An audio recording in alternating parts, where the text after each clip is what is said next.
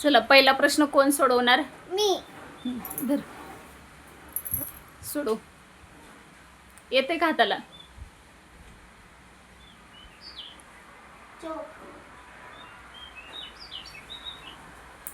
हां बाकीच्यांनी लक्ष द्यायचं का सोडवतं ते बघा. हां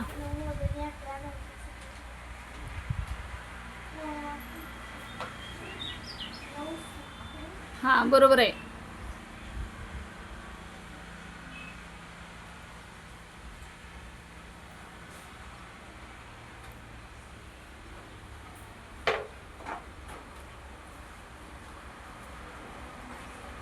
बाळा ते उतरून कोण घ्यायचं?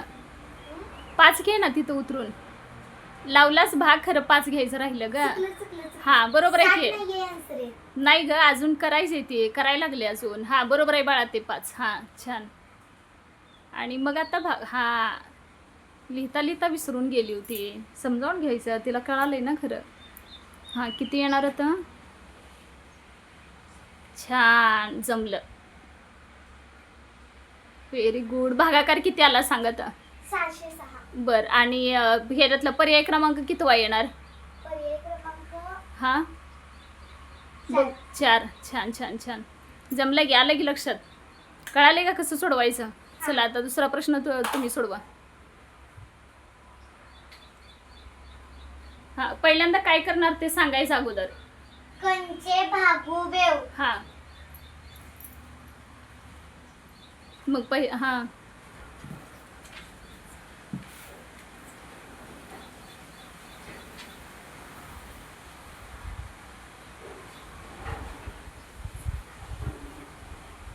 हां बरोबर आहे. लक्ष दे तिकडं. किती मध्ये 81 आणि 9 किती झाले? बाजूला करून बघ. बघ ना बोर्डवर कर. त्याला काय तेव्हा 81 अधिक 9 किती होणार? 90. हां हां किती आले? हां ऑप्शन क्रमांक कितवा आहे सांग त्याच्यापैकी कितवा येणार? टिक कर त्याला कोणता बरोबर आहे ते. तिसरा. हां काय केलं सांग मला आता तिथं.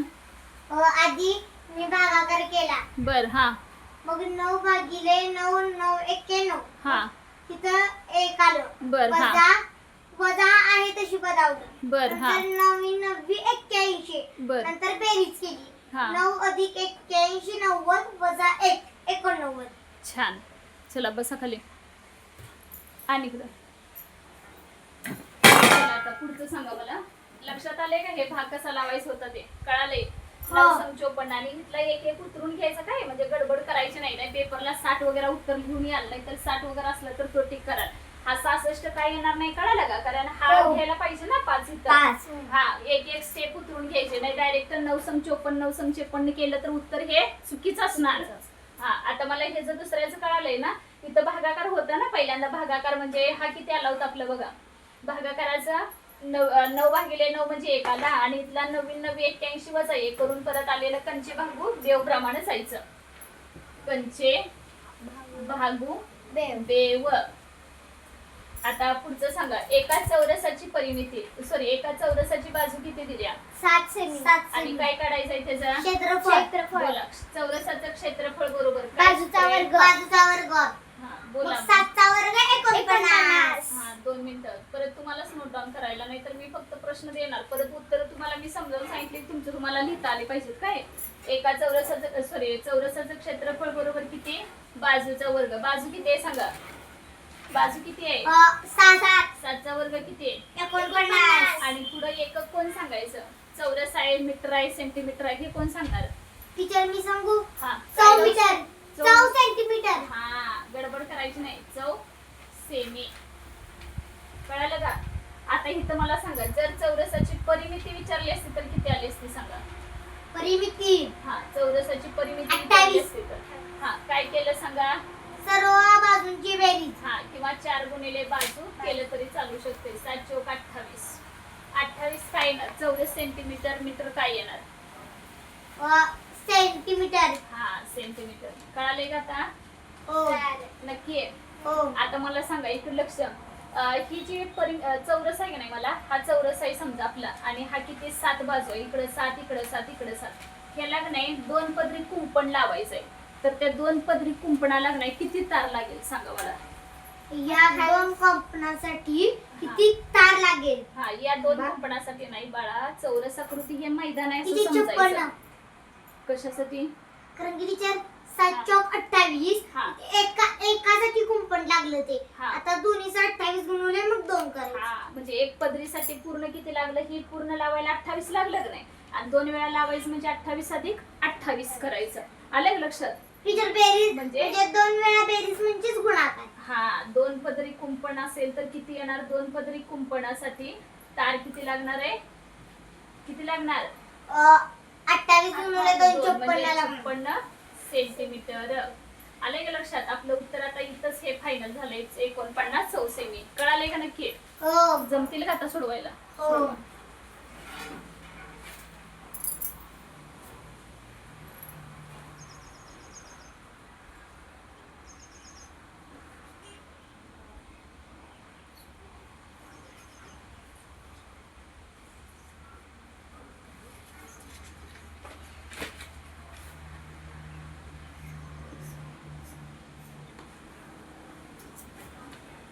बाळा खरे एक इंग्लिश एक मराठी लिहायचं नाही काय? मग आकडे आता सगळे तुम्ही आता 5वीला, त्यामुळे कळणार की तुम्हाला. 5वी जाणार का नाही सांगा आता.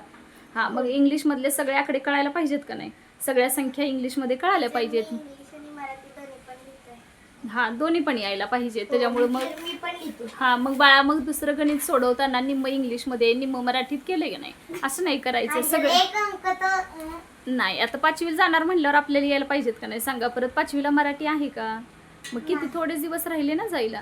मग 5वी यायला पाहिजे तुम्हाला अंक. तसं पण तर बाळानं तुम्हाला पहिलीपासूनच इंग्लिश मधले संख्या असते त्या, आणि पेपरला 1 2 3 4 ही इंग्लिश मध्येच असते. मग ते पण यायला पाहिजे का नाही सांगा. हो. चला चौथा प्रश्न बघूयात. चला चौथा प्रश्न वाचा. एका खुराड्यात 11 कोंबड्यातून 132 कोंबड्यांसाठी किती खुराडे लागतील? बरं, काय करायला लागेल? कोणती क्रिया करायची? गुणाकार. गुणाकार करायचा. भागाकार. हा बघा. एका खुराड्यात 11 आहेत या. हा. मग अशा 132 कोंबडे आहेत आपल्याकडं. मग किती खुराडे लागणार सांगा. काय करूयात? 132 भागिले 11. हा, 132 भागिले 11. सांगा पहिला भाग. दुसरा, हा सांगा अगोदर, सांग मला किती येणार ते. 11 एके 11. हा, किती राहिले? 2. हा, 22. किती घेणार?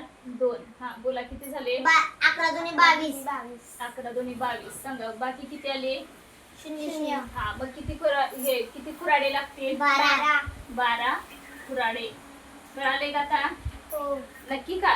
हो. हा, एकावरून अनेकांची किंमत काढताना काय करायचं? एकावरून एकावरून अनेकाची किंमत काढताना बाळा भागाकार. आणि अनेकावरून एकाची काढताना भागाकार. आता मला सांगा की दुसरा प्रश्न वाचा. एका आयताची लांबी 12 व रुंदी 5 सेंटीमीटर आहे. तर आयताचे क्षेत्रफळ किती? कोण सोडवणार? मी. बरं, ये. सोडव. एक ये. जा की राजनंदी. हा, ये, सोडव. सोडव. हा.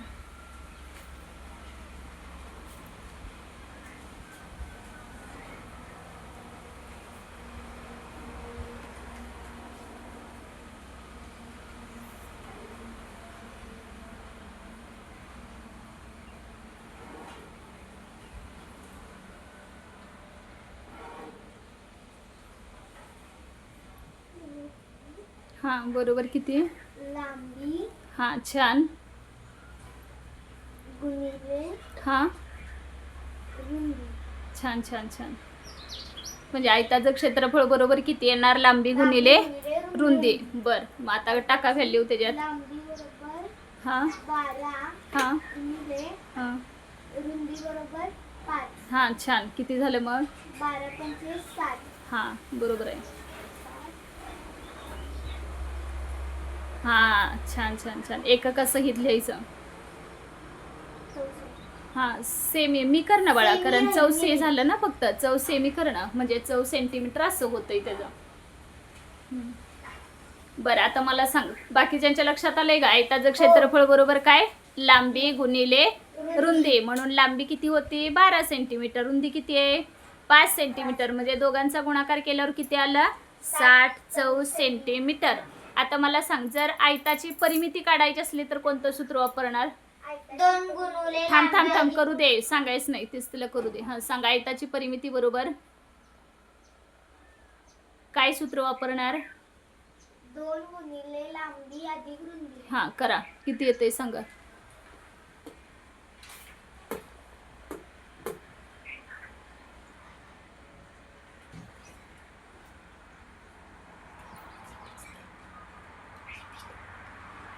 काय?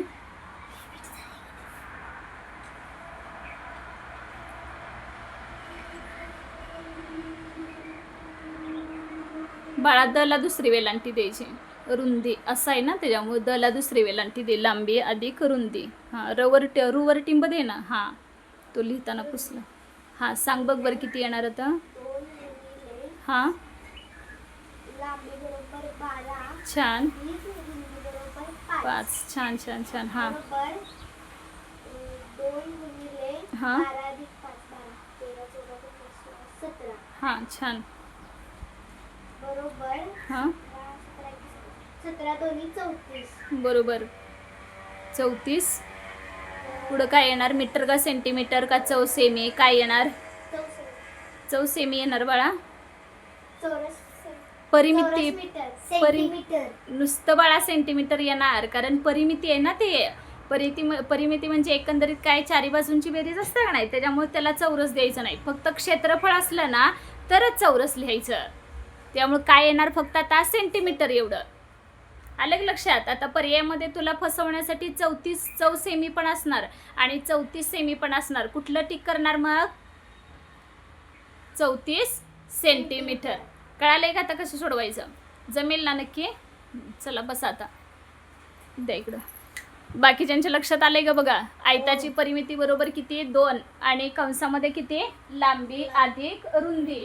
असं केलं तरी तुम्ही चालू शकताय. किंवा हे 12 अधिक 5 आलेले किती झाले? किंवा असं 12 अधिक 5 17 17 दोन्ही 34 म्हणून 34 सेंटीमीटर.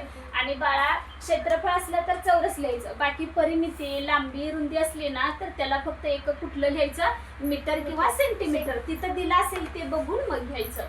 आलं का लक्षात? आणि हे आयताच्या समोरासमोरील बाजू काही समान मापाच्या असतात का वेगळ्या मापाच्या? समान मापाच्या असतात. प्रत्येक कोण आयताचा काय असतो? काटकोन. काटकोन म्हणजेच किती अंशाचा? 90. हा लक्षात राहील का आता? आणि ह्याच्या ज्या बाजू आहेत का नाही ते एकमेकांना परस्परामध्ये कसले असतात? लंब असतात म्हणायचं. लंब ह्या ज्या बाजू आहेत का नाही म्हणजेच भुजा, आयताच्या चौरसाच्या भुजा ह्या परस्परांना लंब असतात म्हणायचं. कसल्या? परस्परांना लंब असतात. आले का लक्षात? हो. आता पुढचं कोण सोडवणार? मी. हा चला. 5 तास आणि हे 35 मिनिटं. चल सोडवा. कसं आलं ते पण सांगायचं.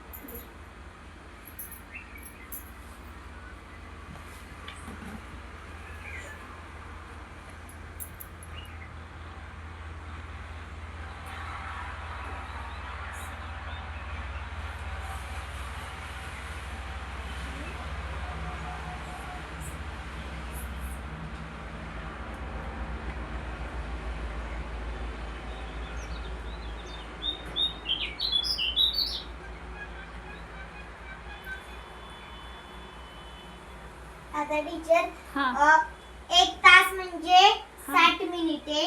बर.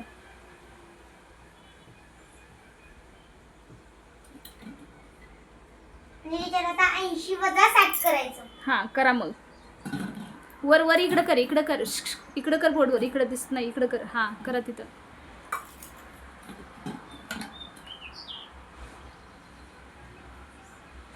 टीचर आता हे 20 आलं. हा.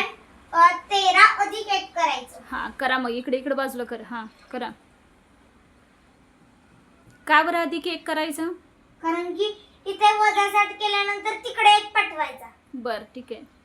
मग किती झाले? आन्सर 14. बरोबर इकडं वरली वरली वरली इकडे इकडे इकडं. इथं हा लिहा तिथं. किती येणार? 14 तास तास. हा 14 तास किती मिनिटं? 20 मिनिटे. हा लिहा, बरोबर आहे. 14 तास 20 मिनिटे. आणि ह्याच्यात जर उत्तरामध्ये 14 तास 20 मिनिटं नसलं हा. आणि जर तिथं सगळं मिनिटामध्ये जर उत्तर असलं तर काय करणार मग? 14 गुणुले 60 करणार आपण. हा करा करा. ऑप्शन सगळे जर मिनिटात आहेत असं जर समजलं तर किती येणार मग?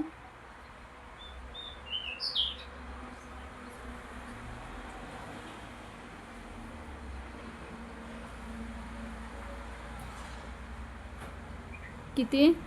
थांबायचे. बर.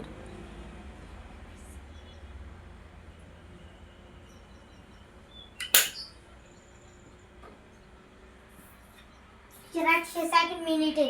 860 मिनिटे. मिनिटे. बर. 860 मिनिटे. हां चला बसा. आलेत का लक्षात? बाकीच्यांच्या कळालेत का? काय? हां समजलंय ना त्याची परिमिती, क्षेत्रफळ वगैरे काय, तासाचं मिनिटाचं कळालंय ना? हो हो कळालंय का नक्की? हो बर. तास, मिनिटं, क्षेत्रफळ, परिमिती हो नक्की आहे? हो. हा वरचं खुराड्याचं एक्झाम्पल. खुराड्याचं कुणाचं असतंय खुराड रे? कोंबडीचे. हा. आणि सापाचं काय असतं? बीळ. बर चालतंय. थांबूयात का? 7वा प्रश्न बघूया. चला पहिला प्रश्न कशा संदर्भातला आहे सांगा मला.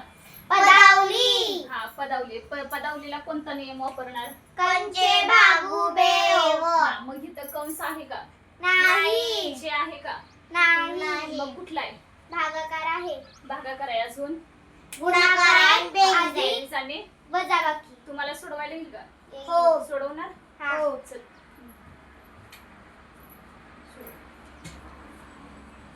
कंचे भागू बेव. हा पहिला भागाकार. हा करा. 10 हा गुणिले हा छान. वजा हा बरोबर आहे. 10 1 छान छान छान. हा बरोबर आहे. करा. बरोबर. हा परत बेरीज. बाळा कंचे भा झाला. भागाकारानंतर काय करायचं असतं? गुणाकार. हा 10 हा हा 20 अय गुणिले गुणिले. 100. हा 100 हा वजा 1 हा छान बरोबर आहे. बरोबर. हा 10 अधिक 100 किती झाले? 110 हा छान. वजा 1 हा बर. बरोबर किती येणार? 111. 110 न वजा केल्यावर 111 येतं बाळा. 100. हा 110 न एक गेल्यावर बाळा. 109. हा मग असं का बरं सांग बरं? घाबरायचं काय असतंय? सोडवतो म्हणाला आणि असं होय रे. आले का लक्षात बाकीच्यांच्या? पहिला भागाकार, परत गुणाकार, परत बेरीज आणि परत वजाबाकी. चला दुसरा प्रश्न काय आहे वाचा. 25 ही संख्या रोमन संख्या चिन्हात कशी लिहाल? हा चला कोण सोडवणार? मी. चल थांब त्याच्यावर रेषा मारा अगोदर. व्यवस्थित दिसत नाही, बाकीच्यांना दिसायला पाहिजे ना. 25 ही संख्या रोमन संख्या चिन्हात कशी लिहाल? चला लिहून दाखवा. टीचर 10 बरोबर x हा आणि 20 बरोबर हा डबल x. बर छान. आता हा हे झालं 20. हा 20 अधिक 5 पाहिजे आपल्याला. हा. म्हणजे हे x हा आणि अधिक 20 म्हणजे बरोबर. x आणि x 20 हा. अधिक 5 25 झालं ते. हा म्हणजे रोमन संख्या लिहिताना x लिहिणार. हा कारण की छान. ह्या दोन्हीची किंमत 20 हा. अधिक ह्याची 5 किंमत. मग 20 आणि 5 25. Very good. चला छानच मस्तच. असं समजावून पण देता आलं पाहिजे. मी कसं देते तसं त्या पद्धतीनं. छान. आता 9 येणार का सोडवायला? हो. सोडवणार? दे सोडवत्या. इकडच्या बाजूला सोडव बाळा. इकडं हा सोडवा तिथं. 324 हा 324 गुणिले हा 15. करा. 15 के 15 भागांनी 15 चौक 60. छान. हा 60 शून्य हाताने 6. बर. 15 दोन्ही 30. हा 31 अधिक 6 हा 36. छान. 36 अशी 6 हा हाताने 3. बर बरोबर आहे. 15 त्रिक 45. हा 45 अधिक 30. हा किती झाले? 48. छान छान छान. 4860. 4860 कळाले का बाकीच्यांना? हो समजले का कसं लिहिलंय ते? हो. चला आता 10वं कोण सोडवणार? चला सोडवा 10वं. तोंडी सांगितलं तरी चालू शकतंय, तरी पण करा. बघा किती येणार. इकडे सर, टीचर सर्वात मोठी इकडे इकडे संख्या इकडे इकडे. हा सर्वात मोठी संख्या 80,000 आहे. हा, मग बरं. आधी ती लिहून घ्यायची. घ्या. लिह ना बाळा, तोपर्यंत हे कर की. लक्ष द्यायच बाळा. 9,000 हा लिहा. अधिक 700 हा करा. अधिक 5. बर.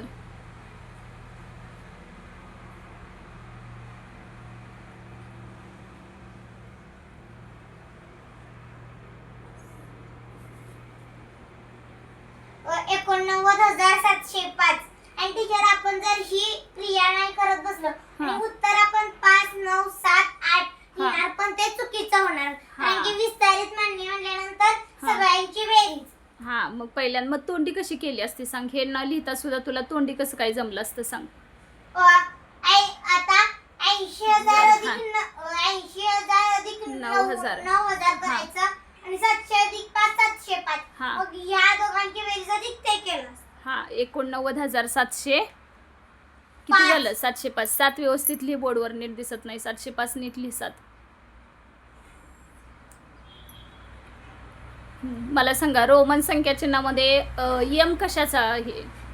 यम. 1,000. लिहि तिथं. यम ला किती आहे? वर वर वर लिहायचं. वरला यम ला किती आहे? 1,000. 1,000. 1,000. बर. डी ला किती आहे? 500. डी ला 500. बर. आणि 100 कितीला आहे? सी. बर. आणि जर आता मला 200 लिहायचं असलं तर कसं लिहिणार मग? किती? 200. हा सी आणि सी. बर ठीक आहे. आणि मला जर 90 लिहायचं असेल तर कसं लिहिणार? 90. हा इकडे इकडे लिहि. 90 लिहायचं असेल तर कसं लिहिणार? 90 बरोबर आय सी. आयसी येणार बाळा? नाही थांबा टीचर. तू सांग बाळा. 90 100 हा 100. का बरं 100 येणार? कारण की 100 वजा 10 केल्यानंतर 90. हा छान. आणि जर मला 110 लिहायचं असेल तर? थांबा. आता 110. हा तिच्या आधी विस्तारित मांडणी 100 तसं नव्हे बाळा. हा बर. 10.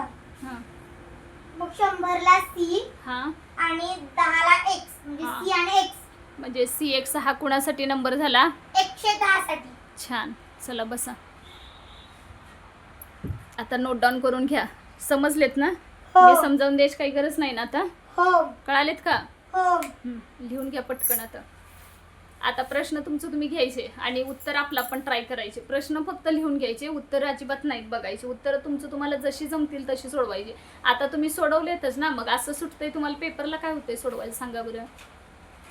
आता प्रश्न फक्त लिहून घ्यायचे, उत्तर तुमचं तुम्ही सोडवायचे. उत्तर परत अजिबात बघायचे नाही. आता एकदा समजावून दिलंय म्हटल्यानंतर किंवा आता तुमचं तुम्ही सोडवले म्हणजे तुम्हाला न सुटायला काय प्रॉब्लेम नाही ना. वहीत सोडवायला काय प्रॉब्लेम आहे सांगा. बोर्डवर व्यवस्थित सोडवताय आणि नोटबुकमध्ये पेपरला अशा काहीतरी चुका करून येता. काय ऑप्शन्स वगैरे व्यवस्थित बघत चला. काय विचारलेत काय नाही ते पेपरसाठी. आज रोमनाकडे व्यवस्थित एक करा. रोमनाकडे पदावली आता जमते तुम्हाला. पदावलीचा पण काही प्रॉब्लेम नाही. रोमनाकडे तेवढे व्यवस्थित करायचे. ठीक आहे? हो. झालंय सगळ्यांचं? हो. रिव्हिजनसाठी म्हणून परत नोट डाऊन करून ठेवा. एमला 1,000, डीला 500, सीला 100, 90ला कसं आलं किंवा 110 ला कसं आलेलं आहे ते परत एकदा नोट डाऊन करून ठेवा. म्हणजे कायमचं तुमच्या लक्षात राहून जाते. जमतील का आता सगळे सोडवायला? हो. ठीक आहे. झालंय सगळ्यांचं. बोर्डवरच इरेज करू. करा. 11वा प्रश्न आहे बघा. एका चौरसाचे क्षेत्रफळ किती दिलंय बघा. एका चौरसाचे क्षेत्रफळ 441 चौरस सेमी आहे. तर त्याची परिमिती किती? काय करायचं आता पहिल्यांदा चौरसाचं क्षेत्रफळ बरोबर किती असणार आहे? बाजूचा वर्ग. ते पहिला आपण क्लिअर करूयात. चौरसाचे क्षेत्रफळ चौरसाचे क्षेत्रफळ बरोबर काय तर बाजूचा वर्ग. आता दिलेला आहे किती तुम्हाला चौरसाचं क्षेत्रफळ ऑलरेडी दिलंय तुम्हाला किती आहे तर 441 आहे. ज्या विद्यार्थ्यांचे वर्ग पाठ आहेत कुठपर्यंत तर 1 ते 30 पर्यंत ज्यांचे वर्ग पाठ आहेत त्यांच्या पटकन लक्षात आलं असेल की 441 काय आहे, कोणती संख्या आहे ती. तर 441 हा कोणाचा तरी वर्ग आहे, त्याच्यामुळे त्यांना पाठ असेल तर हा बरोबर इथला सुटू शकेल. हा कितीचा वर्ग आहे तर 441 हा 21चा वर्ग आहे. त्याच्यामुळे बाजू बरोबर किती येणार तर बाजू बरोबर 21 आली. ठीक आहे. तर काय करायला सांगितलंय तर त्याची परिमिती किती.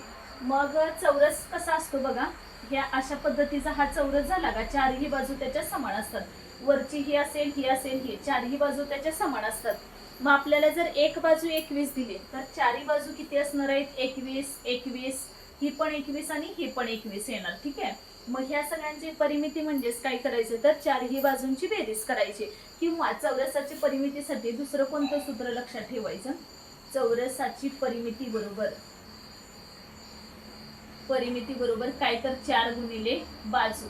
हे जरी लक्षात ठेवलं तरी चालू शकतं किंवा बेस्ट वे कुठल्याही ह्याची परिमिती सांगण्यासाठी ना काय लक्षात ठेवायचं सर्व बाजूंची बेरीज हेच तुमच्यासाठी योग्य राहील. कारण नेहमी 4 गुणिले बाजू वगैरे आठवेल असं होत नाही. त्यापेक्षा कुठल्याही कशाची परिमिती असली ना तरी तुम्ही तशी काढायला शिका. म्हणजे सर्व बाजूंची बेरीज इतकं लक्षात ठेवलं तरी सफिशियंट आहे. म्हणजेच इथं किती झाले बघा 4 गुणिले 21 म्हणजेच 21 चोक 8 किती झाले बघा 21 गुणिले 4 करा 4 एके 4 आलं आणि 4 गुणी 8 झालं बघा 84. 21 चोक 84 आलेत लक्षात. 21 एके 21 21 42 21 63 21 चोक 84 कळालेत. आता 84 ला मीटर देणार सेंटीमीटर देणार का चौसेमी देणार. तर परिमिती लांबी आणि रुंदी हे कुठेही विचारू दे त्यांचं एक काय द्यायचं तुम्हाला गणितामध्ये काय दिलंय की नाही त्याला रिलेट करून द्यायचं. 84 काय येणार तर इथं 84 सेमी. ठीक आहे. आलेत लक्षात कशा पद्धतीने सोडवायचं आहे. एक प्रश्न विचारला होता फक्त आपल्याला काय काढायचं होतं बाजू काढायची होती पण ते सॉरी परिमिती तर त्याची परिमितीच काढायला सांगितलं काय प्रॉब्लेम नाही. पण परिमिती काढण्यासाठी तुम्हाला काय काय करायला लागलं बघा. पहिल्यांदा त्याची क्षेत्रफळावरून बाजू काढावी लागली. त्याच्यासाठी तुम्हाला क्षेत्रफळाचं सूत्र माहित पाहिजे, परिमितीचं सूत्र माहित पाहिजे तरच तुम्ही त्या आन्सर पर्यंत पोहोचू शकाल. कळालेत. चला पुढचं बघा. आता 8 वजा परत वजा 8 गुणिले 7 परत वजा 7 बरोबर किती असा प्रश्न दिलेला आहे. काय करायचं याच्यासाठी 8 हे बाहेरचं वजा आणि कंसातलं वजा आहे का नाही ते वजा वजा मिळून काय होतं तर अधिक होतं. त्याच्यामुळे इथं अधिक 8 करायचं. परत गुणिले 7 हे बाहेरचं वजा आणि हे आतमधलं वजा 7 आहे की नाही ते वजा वजा मिळून काय होतं तर अधिक होतं. त्याच्यामुळे इथं किती होणार हे गुणिले 7 झाले. सॉरी किती आहे वजा वजा किती झाला तर वजा वजा इथलं वजा वजा कसं अधिक झालं ना तसंच इथलं परत गुणिले 7 हे पण वजा वजा काय होणार तर अधिक 7 होणार. म्हणजे हे दोन वजा एकत्र केले की नाही हे वजा आणि हे वजा तर ह्यांचा रिझल्ट काय होतो तर अधिक येतो. हे लक्षात ठेवायचं. दोन वजा एकत्र केले की त्यांना मिळणार आन्सर काय असतं तर ते अधिक असतं. त्याच्यामुळे इथं बघा आता 8चं वजा वजा म्हणून अधिक झालं परत गुणिले 7 परत वजा वजा म्हणून अधिक झालं. आता इथं पहिल्यांदा काय करूयात कंचे भागू बेव प्रमाणे पदावली सोडवताना आपण पहिल्यांदा गुणाकार करून घेतो. मग गुणाकार कोणत्या दोन वर्गांचा करायचं बघा 8 × 7 = 56 म्हणजे 8 अधिक 56 अधिक 7 आलं. ठीक आहे. बघा बरं झालं का एवढ्यांचा गुणाकार केला 8 × 7 = 56 आला. हे 8 आहे असं. आता 56 आणि 8 किती झाले बघा 56 आणि 8 64 64 आणि 7 64 आणि 7 किती झाले तर 71. हे 71 तुमचा आन्सर असेल. आले लक्षात कसं सोडवायचं. आता ह्याच्यात विशेष लक्षात ठेवण्यासारखं काय होतं तुम्हाला पदावलीमध्ये तर वजा वजा जेव्हा दोन्ही चिन्ह एकत्र येतात ना तेव्हा त्यांच्यामधून मिळणारं जे आन्सर असतं ते काय असतं तर अधिक जातं. त्यानंतर पुढचं बघा वेगळ्या उत्तराचे पदावली पर्यायातून निवडा. काय करायचंय पदावलीची सगळे आन्सर काढायचे आणि वेगळं कोणतं येते ते आपण चेक करायचं. ह्याला काय आता दुसरं विशेष लक्षात ठेवायचं म्हणजे कंचे भागू बेवच आहे. इथं काय करणार 36 वजा 3 किती झाले 15 परत आलेले किती झाले हे वजा 1. बघा पहिला 36 आहे असं लिहिला वजा 3 15 आणि परत वजा 1 किती झाले बघा 36 आणि वजा 15 करा 7 × 5 1 3 × 1 2 आणि वजा 1 म्हणजे याचं उत्तर किती आलं तर 20. पुढचं बघा आता 5 अधिक 7 × 21 गुणाकार करायचा आहे ना आणि वजा 6, 21 आणि 5 किती झाले 26, 26 वजा 6 म्हणजेच किती होणार 20. त्यानंतर पुढचं बघा 8 पंचे 40 वजा 2 गुणिले 10 म्हणजेच 20 झाला. परत आलं किती उत्तर तुमचं फिरून 40 वजा 20 20 आलं. चौथी बघा आता 17 अधिक आहे असं ठेवणार पहिल्यांदा, कारण इथं भागाकार आहे ना, तर तो भागाकार पहिला करूया परत गुणाकार करूया. 24 भागिले 4 म्हणजे 24 ला 4 न भाग जाऊ शकतोय, काय प्रॉब्लेम नाही. 4 संग 24. 6 ला परत गुणिले 2 म्हणजेच किती झाले बघा 17 आणि अधिक 6 दुनी 12, कारण 17 तसंच ठेवलं. 6 गुणिले 2 म्हणजे 12 झालं. 7 8 9 आणि 1 आणि 1 2 ह्याचं किती आलं तर 29 आलं. आता बघा बरं पर्यायातून कोणता वेगळा पर्याय येईल. आलेत लक्षात कोणता पर्याय क्रमांक वेगळा आहे, फक्त ह्याचं तेवढं उत्तर 29 आहे. आणि आपल्याला तेच विचारलं होतं वेगळ्या उत्तराची पदावली पर्यायातून निवडा. म्हणजे 3 पर्यायांचं उत्तर किती आलेलं आहे तर 20 येतं आणि फक्त एकच पदावली तेवढी वेगळी आलेली आहे. तोच पर्याय क्रमांक किती आहे तर चौथा, कारण त्याच्यामध्ये 29 आले. तुम्ही केअरफुली एक्झाम्पल सॉल्व्ह करणं खूप गरजेचं आहे. जरा जरी एखाद्याचं गुणाकाराचं अधिक झालं, अधिकचं वजाबाकी झालं ना, तरी सुद्धा तिथं जम्बलिंग होऊन आन्सर वेगळं येण्याची शक्यता असू शकते. त्याच्यामुळे केअरफुली तुम्ही नोट डाऊन करा, व्यवस्थित बघा. एक्झाम्पलला मी वारंवार सांगत असते तुम्हाला की ह्याच्यामध्ये 1 ते 30 पर्यंत वर्ग पाठ करा. बोर्डवरची गणितं बघत असताना सारखं बघून उतरायची सवय बिलकुल लावू नका. तुम्ही समजावून घेणं खूप गरजेचं आहे. कळालेले असावेत. आता घ्या व्यवस्थित नोट डाऊन करून. नेक्स्ट घेऊयात.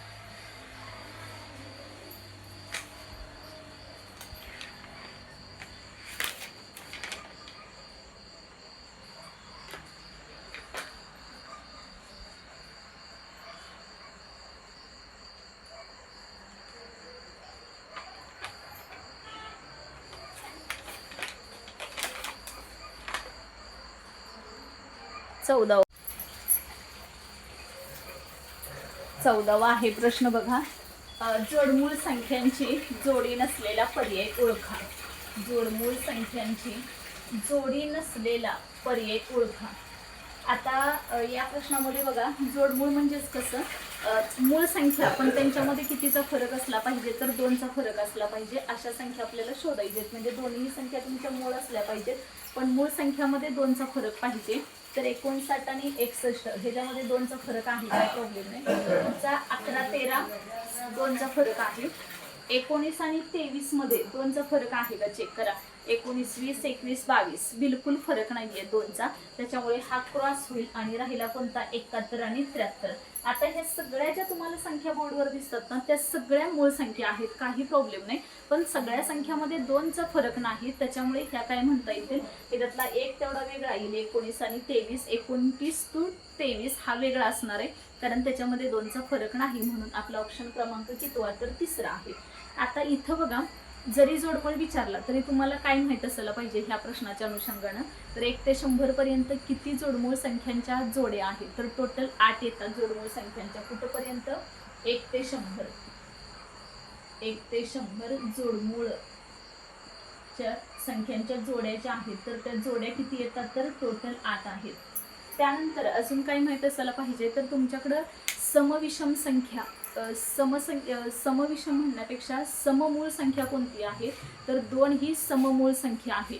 हे पहिला क्लिअर असायला पाहिजे. सममूळ संख्या 2 ही कोणती आहे तर सममूळ संख्या आहे.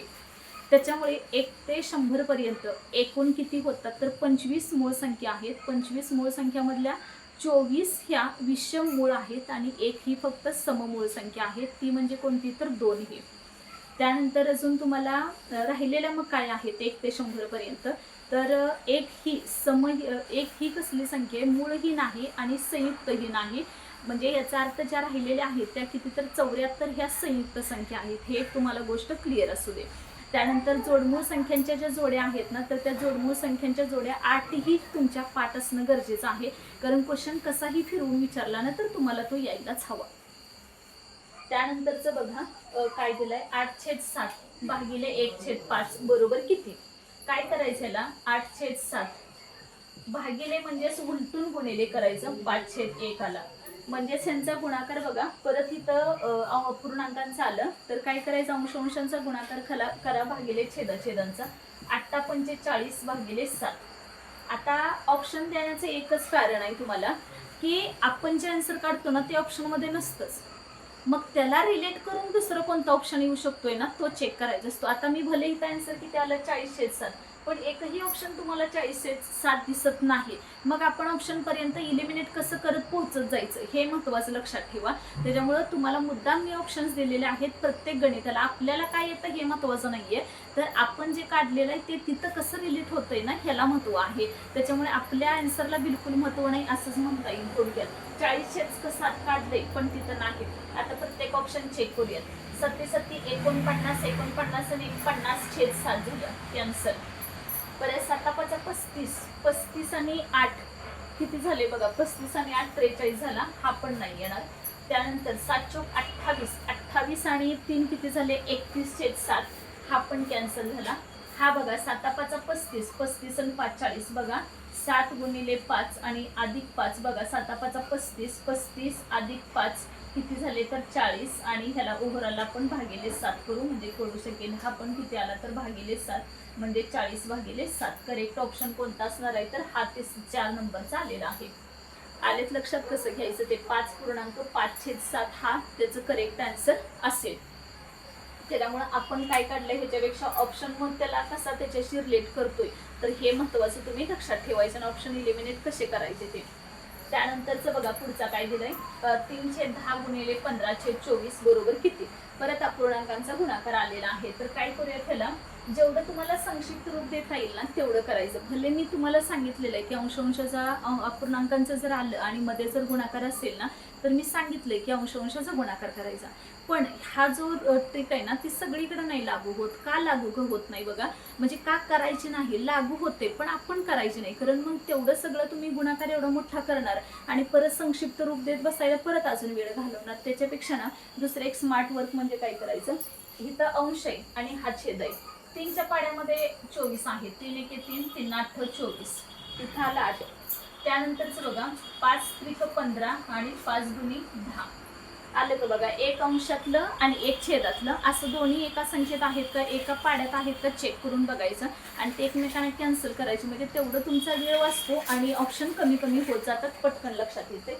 3×1 आणि 3 किती आलं तर खाली 16 बघा. आता 3/16 हा ऑप्शन आहे का. आणि जर तुम्ही केलं असतं ना तर 15×45 भागिले 24×10 केवढं मोठं आलं असतं. परत तुम्हाला रिडक्शन करण्यामध्ये बराचसाच वेळ गेला जाता, कारण 45चा पाडापाठ नाही, परत पुन्हा नवापाचा परत खालच्याला जातो का नाही हे माहित नाही. मग इतकं सगळं करण्यापेक्षा ना तुम्ही ते स्मार्ट वर्क करायचं, डॉंकी वर्क करायचं नाही. आलेत लक्षात. त्याच्यामुळे रट्टा बिट्टा असला तर काही प्रकार करायचंच नाही, समजावून घेऊन करायचं. 3/16 डायरेक्टली आपल्याला 4 नंबरचा ऑप्शन दिसतोय 3/16 म्हणजे आपलं करेक्ट आन्सर कोणता असेल तर 3/16 हे आलेलं आहे.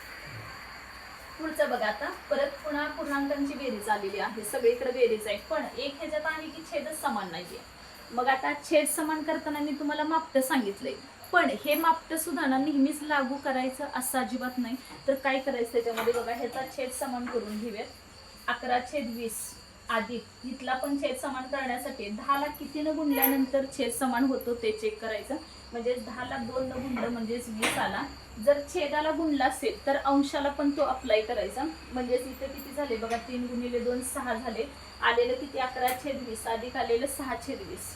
आता पुढच्या पण ह्याचा काही छेद समान नाहीये, किती दिलाय तो परत 2/5 दिलाय. आता 2/5 दिला असला तरी काय करायचं, 5ला कितीनं गुणल्यानंतर 20 येतो हे बघायचं. त्याच्यासाठी अगोदर पहिले हे करून घेऊयात आपण. 11/20 अधिक 6/20 किती झाले बघा, 11 आणि 6 आलेले 17, 17/20 आला. अधिक किती हे 2/5 कळाले तिथपर्यंत. पहिल्या दोघांची फक्त आपण बेरीज करून घेतली, ती किती आली 11 आणि 6 किती झाले 17, 17/20 आलं अधिक 2/5 आहे. आता इथे 1/20 आहे, 1/5 आहे. परत छेद समान नाही. परत इथं मापटं न वापरता स्मार्ट वर्क करायचं. काय करायचं तर 5ला कितीनं गुणल्यावर तिथं 20 येऊ शकतं हा विचार करा. जर हा छेदाला गुणलं तर ते अंशाला सुद्धा गुणायचं. म्हणून इथं किती लिहूयात बघा, इथं 17/20 तर आहे असं लिहिणार आहे. अधिक 5ला कितीनं गुणलं तर 4नं म्हणजे 5×4 आणि वर पण 4नं म्हणजे 8 आलं.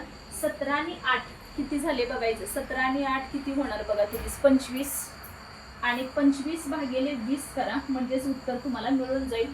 5×5 25 आणि 5×4 20 बघा बरं 3 नंबरचा ऑप्शन करेक्ट आहे का? बघा तुम्ही आले का लक्षात तुमच्या कशा पद्धतीनं मी केलेलं आहे त्या पूर्णांकांचं बेरीज वजाबाकी वगैरे काय असेल ते.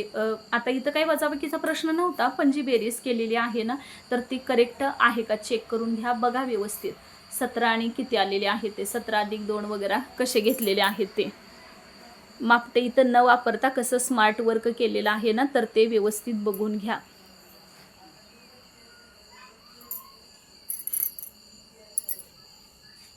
सतरा भागिले 20 अधिक 2/5 छेद समान होत नव्हता ना, म्हणून मग इथं छेद समान करून घेताना आपण काय वापरलेलं आहे ते बघा. काय केलं इथं खाली व्यवस्थित दिसत नाहीये किती झाले बघा 17/20 अधिक खाली पण 5 गुणिले 4 केल्यावर 20 येणार ना, मग छेदात केलं तर गणिताचा नियम आहे अंशात सुद्धा सेम क्रिया करायची. खाली पण किती आलं 20 आलं ना, तर वर 8 आलं, म्हणजे 17 आणि 8 किती झाले बघा. 17 आणि 8 किती होणार 25. 25 भागिले 20 आलं, म्हणजेच तुमचा करेक्ट ऑप्शन कोणता असणार आहे तर बरोबर 5/4 म्हणजे 4 नंबरचा ऑप्शन तुमचा करेक्ट असेल. कळालेत कसं सोडवायचं, काय करायचं आहे त्याच्यामध्ये बेरीज वजाबाकी वगैरे क्लिअर होऊ द्या. जोडमूळ संख्यांच्या जोड्या वगैरे कशा आलेल्या आहेत ते.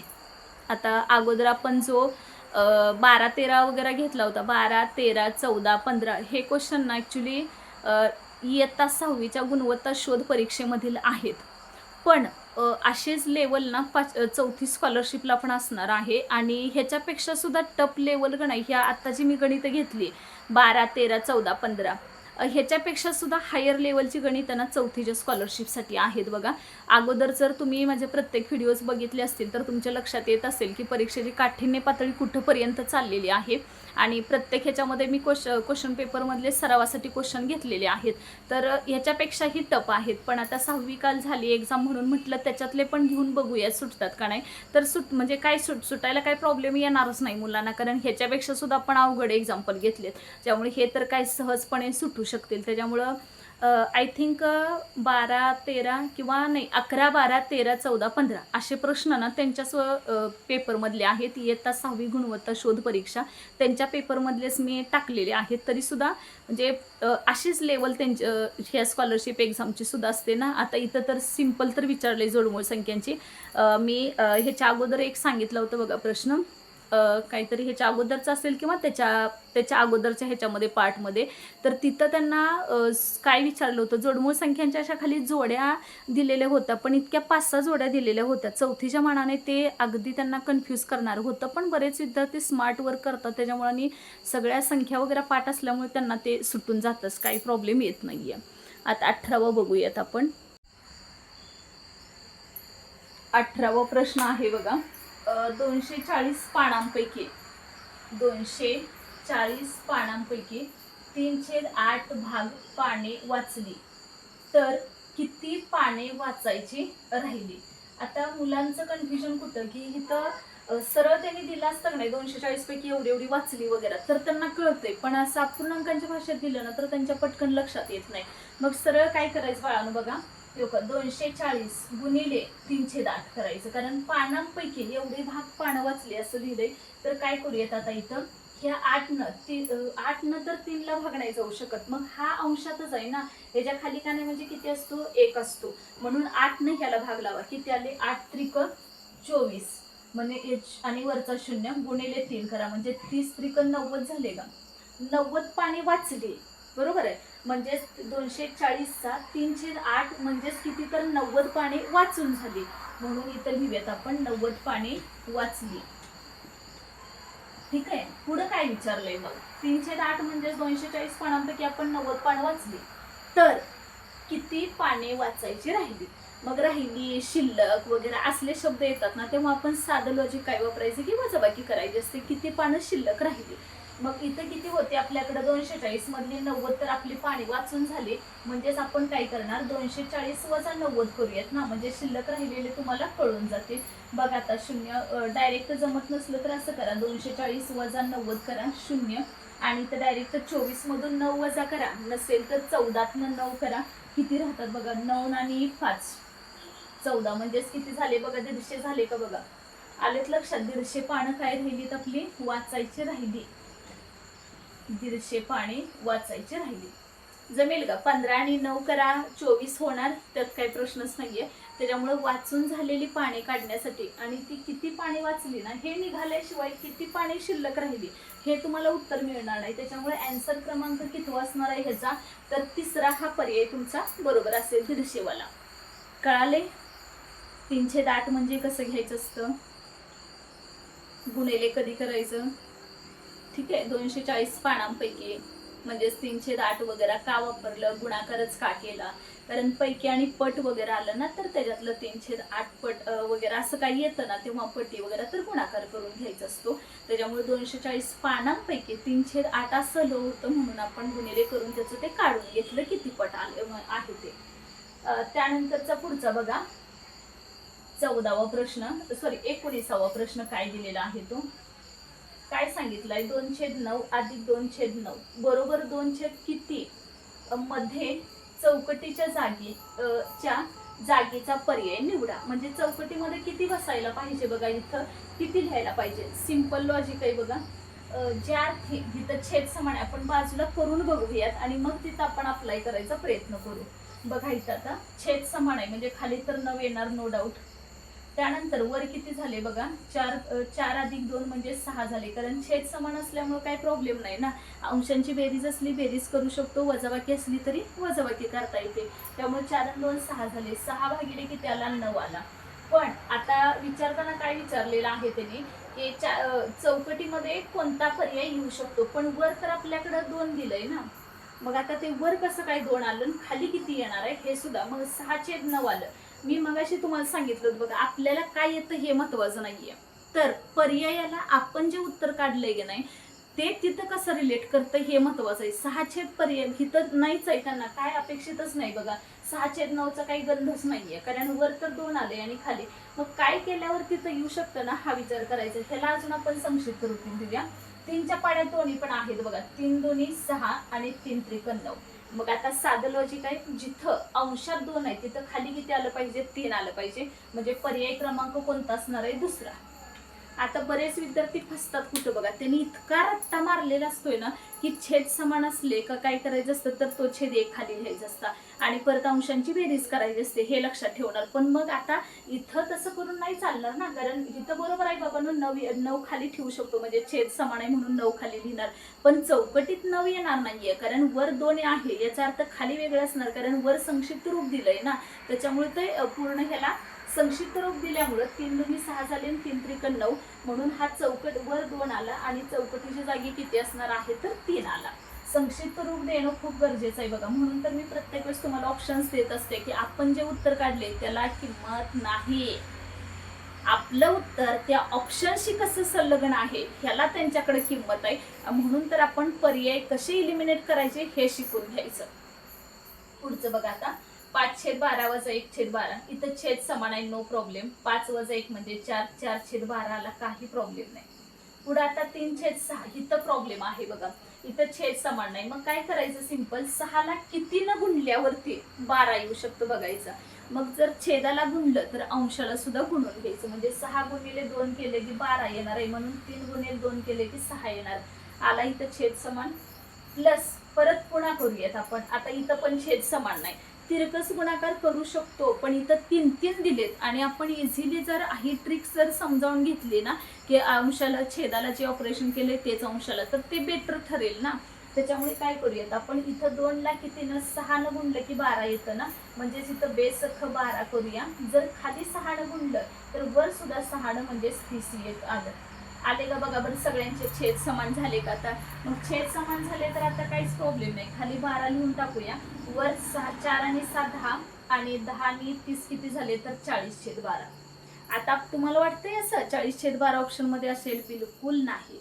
एक तर पूर्णांक युक्त अपूर्णांक तो तर पॅटर्न असेल, नसला तर यांचं संक्षिप्त रूप तर असेल. बघूयात कसं असू शकतं. आता किती होणार ह्याच्यातले, किती ना ह्याला जाऊ शकतो बघूया.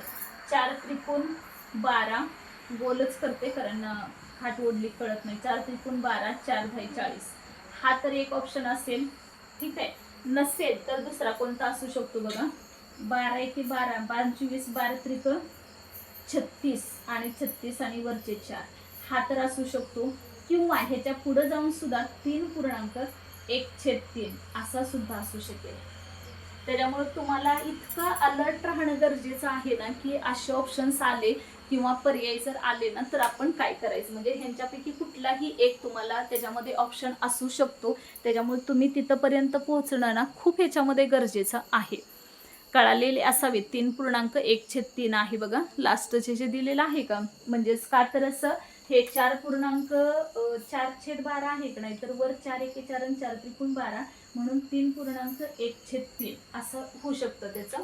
कळालेत, म्हणजे असं जरी आलं तरी कशा पद्धतीने सोडवायचं. ज्यावेळेस आपलं उत्तर ऑप्शन मध्ये नाही, आपण सोडवतोय, प्रयत्न केले, मग काही यापैकी नाही असं लिहून यायचं नाही. आपले पहिले 3-4 ऑप्शन्स मी व्यवस्थित चेक करायचे 3 ऑप्शन, आणि त्यानंतर आपण निर्णय घ्यायचा की बाबा ह्यांच्यापैकी आपलं जे ऑप्शन आहे ते कोणत्या ह्याला मॅच होऊ शकतंय. त्यानंतर मग व्यवस्थितरित्या तुम्ही सिलेक्ट करून घ्या. आता बोर्डवरचं व्यवस्थित नोट डाऊन करा. कोणाला काही शंका असेल तर विचारा.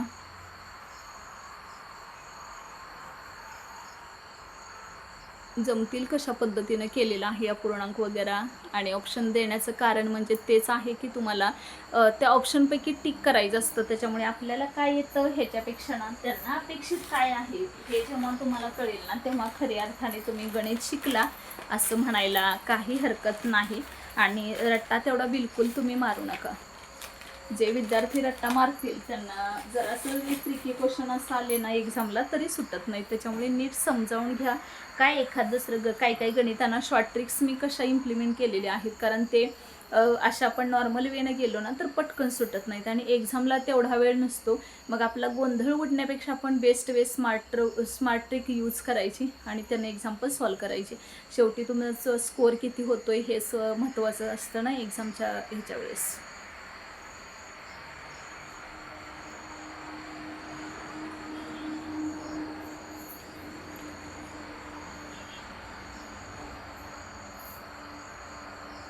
घ्या व्यवस्थित नोट डाऊन करून. 1 मिनिट थांबते. तुमचं झालं की मला सांगा. नेक्स्ट घेऊयात आपण.